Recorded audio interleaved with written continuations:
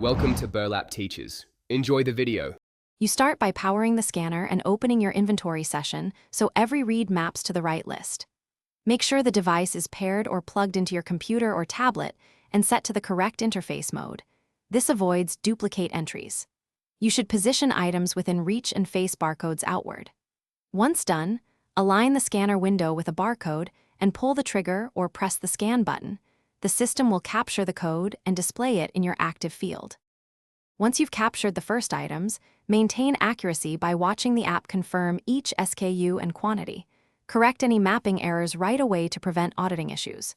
For bulk counts, switch to quantity mode or use the scanner's repeat function so you avoid scanning identical barcodes multiple times.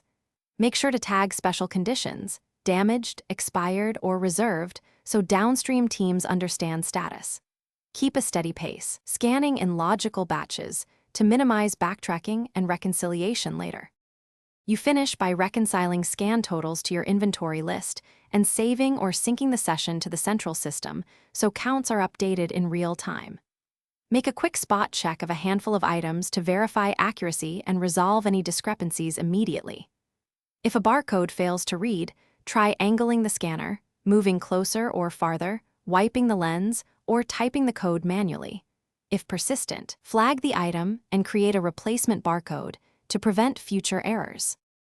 Thanks for watching. Consider subscribing if this video helped you.